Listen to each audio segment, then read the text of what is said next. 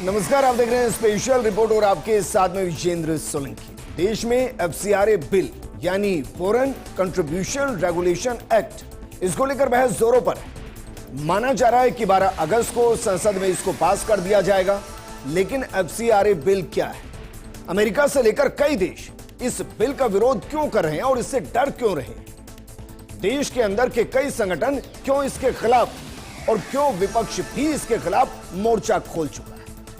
इसको समझने के लिए आपको समझना होगा कि भारत में हजारों एनजीओ यानी कि गैर सरकारी संगठन समाज के लिए काम कर रहे हैं। शिक्षा हो, स्वास्थ्य हो, महिला सशक्तिकरण हो या फिर गरीबी उन्मूलन हो या इसके अलावा आपदा राहत जैसे क्षेत्रों में ये महत्वपूर्ण भूमिका निभाते हैं, इसमें कोई दो राय नहीं। लेकिन सवाल तब उठता है जब इन्हीं संगठनों के लिए आने वाली विदेशी फंडिंग के जरिए उसका इस्तेमाल कुछ ऐसा हो कि संदेह पैदा होने लगे। आखिर विदेशी पैसा भारत में कहां से आ रहा है, किस संगठन को मिल रहा है, उसका इस्तेमाल किस काम के लिए हो रहा है और कहीं इस पैसे का इस्तेमाल देश के विकास के बजाय ऐसे एजेंडे को बढ़ाने के लिए तो नहीं हो रहा जो भारत के हितों के खिलाफ। तो चलिए आपको समझाते हैं सरकार क्यों इस बिल को लेकर आ रही है और क्यों संगठन इसका विरोध कर रहे हैं।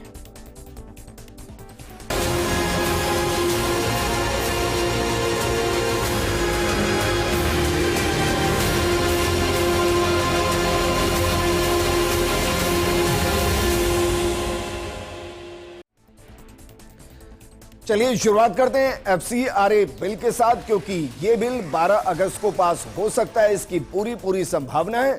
तो चलिए इससे जुड़ी कुछ जानकारी और उसके साथ प्रोग्राम को शुरू करते हैं। जो बिल है उसका नाम एफसीआरए बिल है।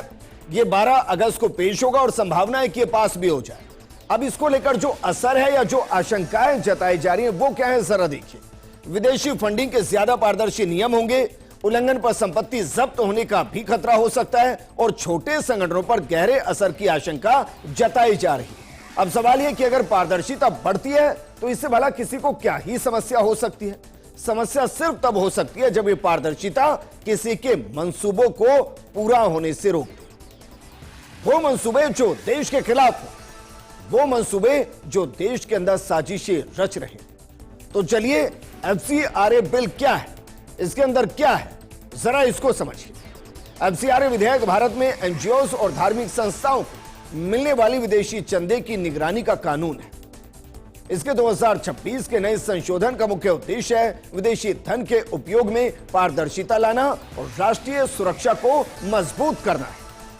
नए नियमों के तहत यदि किसी एनजीओ का लाइसेंस रद्द या सरेंडर होता है तो विदेशी फंड से बनी उसकी सभी संपत्तियां सरकार अपने नियंत्रण में ले सकती है। साथ ही संस्थाओं के शीर्ष पदों पर विदेशी नागरिकों की नियुक्ति, विदेशी धन से होने वाले धार्मिक धर्मांतरण पर पूरी तरह से रोक लगा दी जाएगी। तो क्या यह वजह है कि इसका विरोध हो रहा है? अब इसमें से तो कोई एक ऐसी वजह नहीं जिसके लिए विरोध हो। तो फिर विरोध क्यों हो रहा है? उससे पहले जरा यह देखिए कि क्या वाकई में देश के अंदर इतनी सारी संस्थाएं हैं जो एफसीआरए के तहत रजिस्टर्ड हैं। एक मोटा मोटा आंकड़ा हम आपको दो चीजों का दे रहे हैं।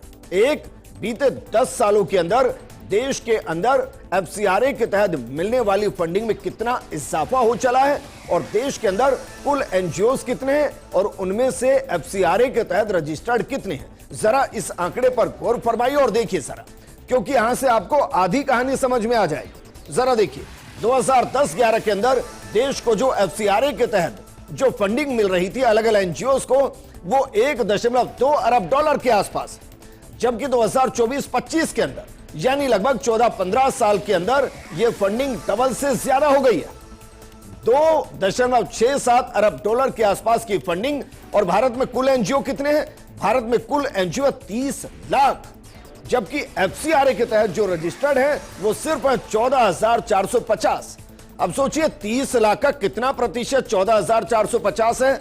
ये ना के बराबर है। लेकिन इसको फंडिंग बीते 15 सालों में डबल हो चुकी है। 1.2 अरब डॉलर से बढ़कर 2.67 अरब डॉलर हो चुकी है। और देखिएगा, जब जब देश के अंदर देश विरोधी ताकतें मजबूत होती हैं, उस दौरान यह आरोप लगाया जाता है कि विदेशी फंडिंग का इस्तेमाल भारत को अस्थिर करने के लिए किया जा रहा है। और हो सकता है कि यह सही हो, क्योंकि देश के पड़ोसी देशों को देखिए, नेपाल में जो हुआ दुनिया ने देखा, बांग्लादेश में जो हुआ दुनिया ने देखा, पाकिस्तान में क्या हुआ, श्रीलंका में क्या हुआ, यह सब ने देखा है। और इन सब के पीछे विदेशी फंडिंग का हाथ बताया जाता है, जिन्होंने वहां की सरकार को अस्थिर किया, वहां के जेंसीज को सड़कों पर उतारा और फिर वहां सत्ता परिवर्तन कर।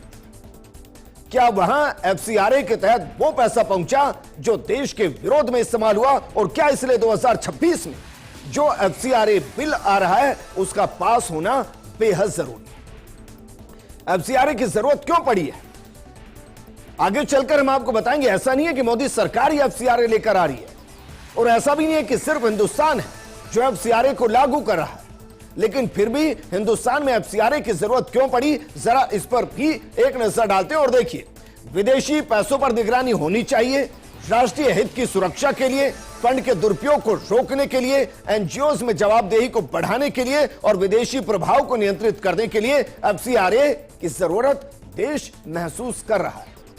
और सरकार का भी यही तर्क है कि इसीलिए एफसीआरए बिल को लाया जा रहा है। लेकिन जो असर है, जो विरोध है, जो विदेशों की टेंशन है, वो क्यों है? तो जरा देखिए एफसीआरए के आने के बाद क्या असर हो सकता है। इसके कानून बन जाने के बाद विदेशों से फंडिंग प्राप्त करने वाले गैर सरकारी संगठनों, ट्रस्टों और धार्मिक संस्थाओं के नियमों में कई बड़े बदलाव कर दिए जाएंगे। रिपोर्ट में बताया गया है कि इसके पीछे सरकार का उद्देश्य विदेशी धन के उपयोग में पारदर्शिता लाना, धर्मांतरण पर रोक लगाना और राष्ट्रीय सुरक्षा को मजबूत करना है। अगर किसी एनजीओ का एफसीआरए लाइसेंस रिन्यू नहीं होता या रद्द हो जाता है, तो विदेशी फंड से बनाई गई उसकी सभी संपत्तियां, जैसे स्कूल, अस्पताल या इमारतें, वो सरकार के कब्जे में चली जाएगी। संस्थाएं अपनी संपत्ति खोने के डर से आसानी से इस फ्रेमवर्क से बाहर नहीं निकल पाएंगी। नए कड़े नियमों के तहत विदेशी फंड को एक एनजीओ से दूसरे एनजीओ में ट्रांसफर करने पर पूरी तरह से रोक लगा दी जाएगी, और इससे भारत के बड़े एनजीओस अब ग्रामीण या छोटे संगठनों को पैसा देकर काम नहीं करवा पाएंगे, जिससे छोटे संगठनों का कामकाज ठप हो सकता है या फिर बुरी तरह से प्रभावित हो सकता है। प्रशासनिक खर्च जैसे कि स्टाफ की सैलरी और ऑफिस का किराया, यह भी सीमा पहले घटाकर 20% की जा चुकी है।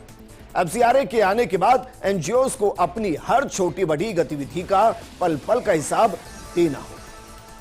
अब इसमें सवाल जो सबसे ज्यादा उठाया जा रहा है वो ये है कि अगर किसी का एफसीआरए का रजिस्ट्रेशन रद्द हो जाता है, तो उसकी जितनी भी संपत्ति एफसीआरए के तहत मिली पैसे से बनेगी, इमारतें हो, स्कूल हो या कुछ और हो, वो सरकार के अधीन हो जाएंगी। लेकिन क्या ये सच है?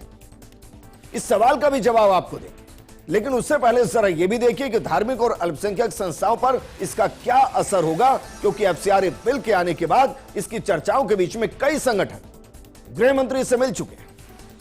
दरअसल इसका सीधा असर उन विदेशी फंडेड धार्मिक संस्थाओं पर पड़ेगा जो समाज सेवा की आड़ में धार्मिक परिवर्तन या प्रचार से जुड़ी है। यदि सरकार किसी विवादित धार्मिक संस्था की संपत्ति को जब्त करती है, तो कानूनन उसे उस पूजा स्थल का धार्मिक स्वरूप बनाए रखना होगा, लेकिन प्रबंधन पूरी तरह से सरकारी तंत्र के हाथ में होगा। शिक्षा, स्वास्थ्य, महिला सशक्तिकरण और आपदा राहत जैसे क्षेत्रों में काम करने वाले एनजीओस का कानूनी और कागजी काम बढ़ जाएगा, और इसके चलते जमीनी स्तर पर जरूरतमंद लोगों तक मदद पहुंचने में देरी हो सकती है। इसका सकारात्मक पक्ष यह है कि इस कानून से उन फर्जी संदिग्ध संस्थाओं पर पूरी तरह से लगाम लगेगी जो विदेशी धन का इस्तेमाल राष्ट्र विरोधी गतिविधियों, दंगे भड़काने या देश की संप्रभुता को नुकसान पहुंचाने के लिए करती है।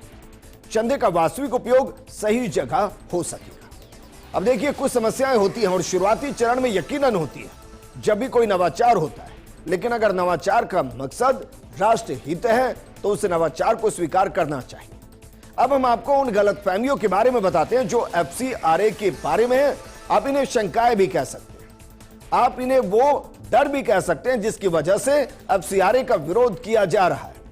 लेकिन फिर भी एक नैरेटिव है जो देश के अंदर बनाया जा रहा है एफसीआरए के अगेंस्ट। जरा देखिए ये कौन कौन सी शंकाएं, कौन कौन सी गलतफहमी, कौन कौन से डर है। सबसे पहले, सिविल सोसाइटी को विदेशी मदद मिलनी बंद हो जाएगी। दूसरी अफवाह है कि एनजीओ और चैरिटी संस्थाओं को इससे नुकसान होगा। तीसरी अफवाह है कि एनजीओ, धार्मिक चैरिटी, पूजा स्थलों की संपत्ति जब्त हो जाएगी। चौथा जो डर है, जो अफवाह है, जो गलतफहमी है, वो है कानून में किसी खास धर्म को निशाना बनाया जा रहा है। और पांचवा, दुनिया में सिर्फ भारत ही ऐसा बिल लागू कर रहा है। अब सवाल यह कि क्या वाकई में सब कुछ ऐसा हो रहा है और क्या ये गलतफहमियां सही है, जायज है, या जानबूझकर एक नैरेटिव सेट किया जा रहा है। आज हम आपको इन पांचों अफवाहों के अंदर की खबर बताएंगे और उसके एक सच को आपके सामने लेकर आएंगे। तो जरा देखिए, जो सबसे पहली गलतफहमी थी वो गलतफहमी क्या थी, एक बार फिर से उस पर नजर डालिए, फिर उसके बारे में बताएंगे। गलतफहमी नंबर 1, सिविल सोसाइटी को विदेशी मदद मिलनी बंद हो जाएगी। यानी एफसीआरए कानून आने के बाद सिविल सोसाइटीज को विदेशी मदद नहीं मिल पाएगी। यह गलतफहमी है जो फैलाई जा रही है। जबकि सच्चाई क्या है?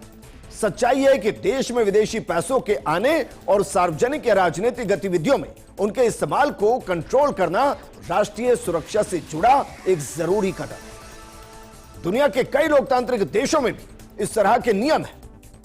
और आप जानते हैं, भारत में पहला एफसीआरए कानून 1976 में लाया गया था। इसके बाद 2010 में इसे बदलकर ज्यादा आधुनिक कानून बनाया गया।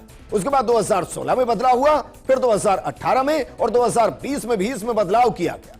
अब 2026 का बिल इसके नियमों को और ज्यादा राष्ट्रहित में आगे बढ़ा रहा है और इसका मकसद ज्यादा पारदर्शिता, बेहतर व्यवस्था और ज्यादा साफ नियम बनाना है।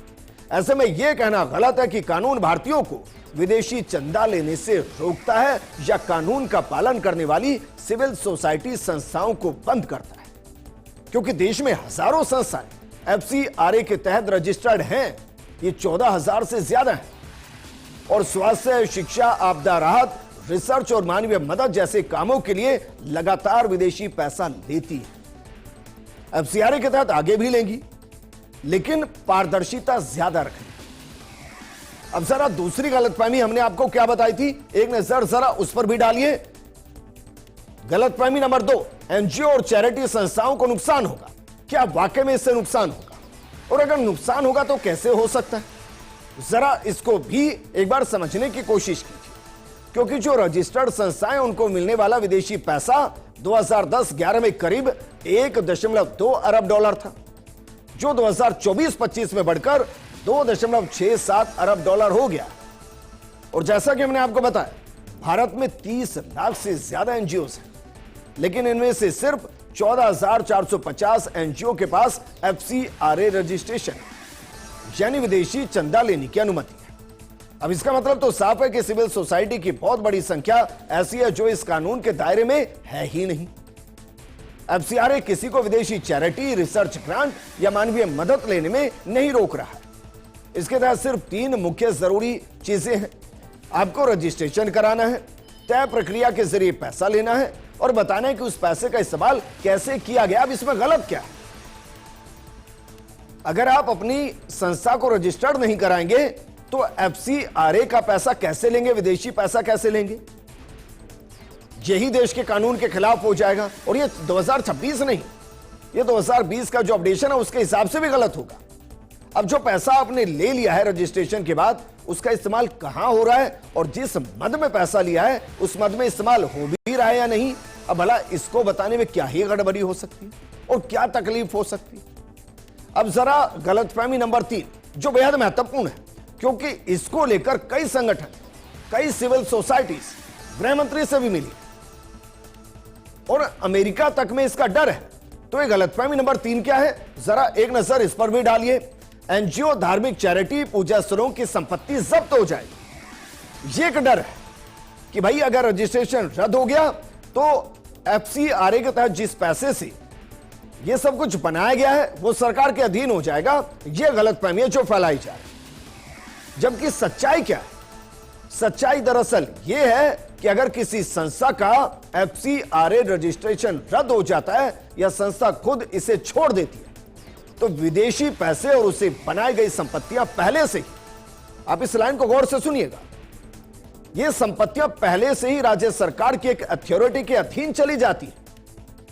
अब जो 2026 का बिल है इसमें एक ऐसी अथॉरिटी बनाने की बात कर रहा है जो इन संपत्तियों की सुरक्षा करेगी, साथ ही संस्था के पास वापस आने का रास्ता भी होगा।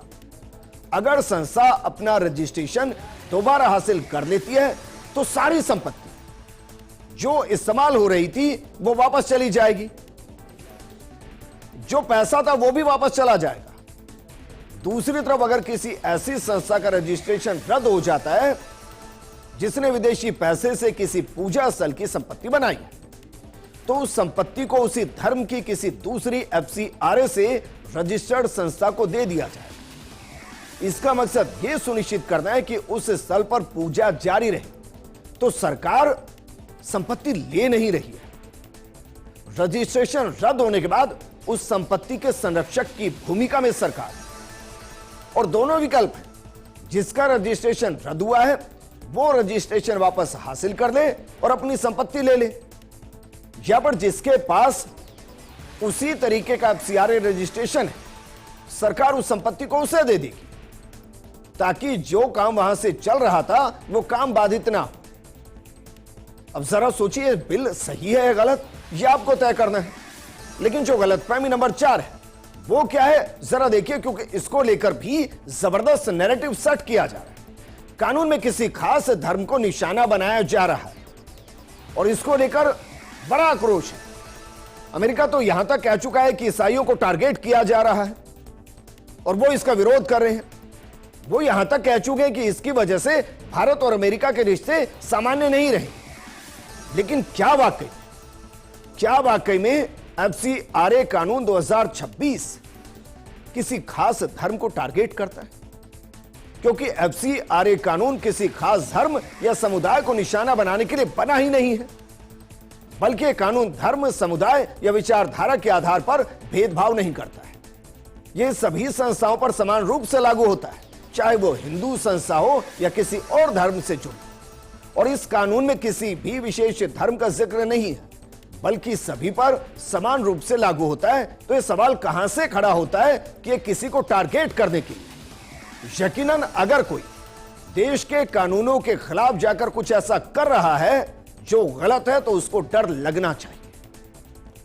अब आते हैं अंतिम सवाल पर, उस गलतफहमी पर जो भारत के अंदर भी और भारत को लेकर विदेशों के अंदर भी एक अलग नैरेटिव सेट कर रहा है भारत की छवि को खराब करने के लिए। वो नैरेटिव क्या है, वो गलतफहमी क्या है, जरा एक नजर इस पर भी डालें। भारत ऐसा करने वाला अकेला देश है। मतलब ये कहा जा रहा है कि भाई दुनिया भर के अंदर FCRA कानून लाने वाला भारत इकलौता देश है। इससे पहले किसी देश के अंदर ये कानून नहीं है। क्या वाकई में ऐसा है? तो चलिए इस गलतफहमी को भी आपकी दूर कर देते हैं, क्योंकि ये बिल्कुल गलत नैरेटिव है कि भारत इस तरह का कानून बनाने वाला दुनिया का अकेला देश है।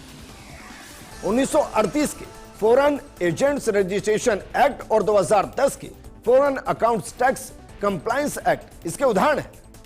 अब जानते हैं ऑस्ट्रेलिया ने 2018 में और कनाडा ने 2024 में ऐसे कानून बनाए हैं।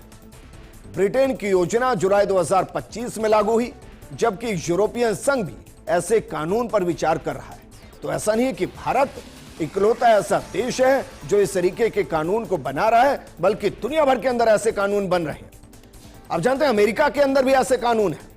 जो अमेरिका विरोध कर रहा है वो खुद इस तरीके के कानून का इस्तेमाल करता है, और इसीलिए जब अमेरिका ने विरोध किया तो भारत ने करारा जवाब दिया। चलिए आपको यह भी बताते हैं कि अमेरिका ने क्या कहा और भारत ने पलटवार करते हुए क्या जवाब दिया है। एक नजर इस पर भी डालिए, आपको पूरे तरीके से स्थिति स्पष्ट होती नजर आएगी। रोकिए जरा। FCRA बिल के कुछ प्रावधानों से भारतीय सरकार चर्चों और धार्मिक चैरिटी का नियंत्रण अपने हाथ में ले सकती है। इस मुद्दे से नई दिल्ली और वॉशिंगटन के बीच संबंधों पर असर पड़ सकता है, ये कह रहे हैं राइली मूर, अमेरिकी कांग्रेस सदस्य। वो ये कह रहे हैं कि अगर FCRA बिल देश के अंदर लागू हो गया तो इससे नई दिल्ली और वॉशिंगटन के बीच की दूरी बढ़ जाएगी, उस पर असर पड़ेगा, और ये सीधे तौर पर चर्चों और जो धार्मिक चैरिटी का नियंत्रण है वो सरकार अपने हाथ में लेना चाहती है। अब जरा देखिए भारत ने इसका क्या जवाब दिया है। भारत ने कहा है कि हमने FCRA पर की गई टिप्पणियां देखी हैं, भारत से जुड़े विधायी मामले हमारे आंतरिक मामले हैं, जिन पर देश की संसद फैसला लेती है। मैं ये भी बताना चाहूंगा कि अमेरिका सहित कई देश विदेशी फंड के प्रवाह को रेगुलेट करते हैं रणधीर जायसवाल, प्रवक्ता विदेश मंत्रालय। अब जो अमेरिका खुद इस तरीके के रेगुलेशन लगाता है, वो रो रहा है कि भाई भारत FCRA क्यों लागू कर रहा है। और देश के अंदर भी कई ऐसे लोग हैं जो इसका विरोध कर रहे हैं, लेकिन यह देश की जनता को तय करना है कि विदेश से आने वाला पैसा देश के अंदर किस मद में इस्तेमाल हो रहा है, और जो विदेश से पैसा यहां के NGOs को दे रहा है उसका मकसद क्या है। क्या उसका मकसद देश के अंदर धर्मांतरण कराना? अगर ऐसा है तो फिर इस पैसे का मॉनिटरिंग और रेगुलाइजेशन बेहद जरूरी है। अगर उसका मकसद देश को अस्थिर करना है तो भी इसकी जांच होनी चाहिए, और अगर वो देश के जेंजी को भड़काना चाहता है या देश की सरकारों को अस्थिर करके देश के अंदर अराजकता फैलाना चाहता है तो भी इसकी जांच होनी चाहिए। और FCRA जो बिल है वो इसी को ध्यान में रखकर बनाया जा रहा है। कोई नहीं रोक रहा है कि किस संस्था को किस विदेशी संस्था से पैसा मिल रहा है, बस ये तय कर रहा है कि जो मिल रहा है वो किस मद में मिल रहा है और कहां खर्च हो रहा है और किस तरीके से खर्च हो रहा है। यानी ये बिल NGOs की जवाबदेही को सुनिश्चित करने के लिए, उनकी बैलेंस शीट को पारदर्शी करने के लिए और उनके इस्तेमाल को सही तरीके से रेगुलेट करने के लिए लाया जा रहा है। अब सवाल सिर्फ इतना है कि क्या यह बिल संसद के पटल पर रखा जाएगा, और रखा जाएगा तो कितने बहुमत के साथ पास होगा या ऐसा नहीं होगा। इस प्रोग्राम में फिलहाल इतना ही। आप बने रहिए फर्स्ट इंडिया न्यूज के साथ, क्योंकि खबरों का सिलसिला लगातार जारी है। नमस्कार।